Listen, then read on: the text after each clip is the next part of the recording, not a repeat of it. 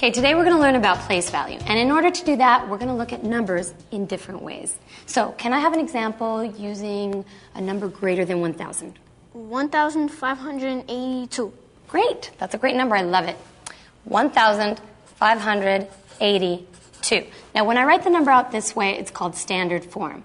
But there's a different way to write this out. You ready? 1,000 plus 500 plus 80 plus 2. Cool, huh? Yeah. That's called expanded notation. And basically, all we're doing is we're stretching out the numbers. Now, if you took all those numbers and you added them together, 1,000 plus 500 plus 80 plus 2, you would get 1,582. All right, but I have another way to represent these numbers. And to do that, I brought some blocks. Now, this little baby block, he's worth 1 unit. Okay, so we're going to represent the number 2. How many of these guys do we need to make 2? 2. Exactly. See how easy this is? Okay, so we have 2 little baby blocks, and basically you could say that these are 2 ones. Okay? Now, what about the number 80? What would we do to represent the number 80? 80 of these? Yes, absolutely. You could use 80 of these guys, but that would take you an awfully long time. So instead, I brought these guys. How much do you think this guy's worth? 10. 10, exactly. These little babies could fit in here 10 times. Okay? So, to represent the number 80, we're going to count by tens. Ready? Help me out. 10, 20, 30, 40, 50, 60, 70, 80. So how many of these green blocks did we use to make 80?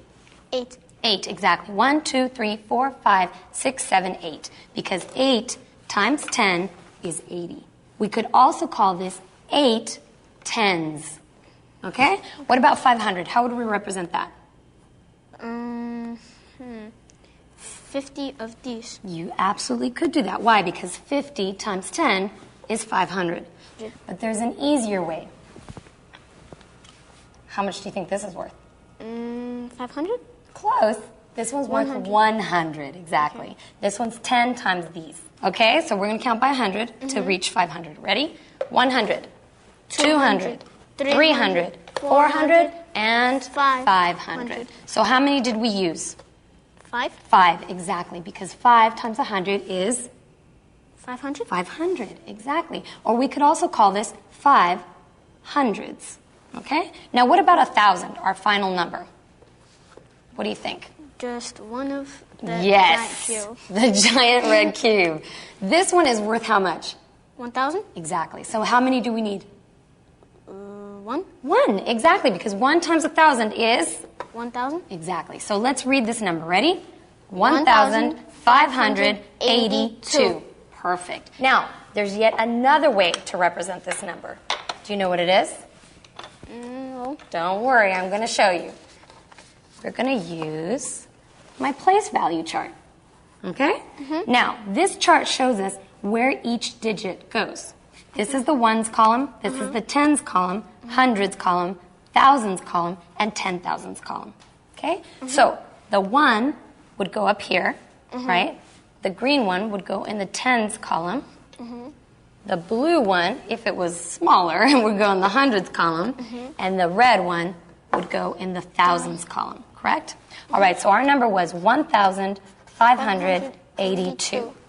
So, where does the 2 go if it's the ones? In the ones?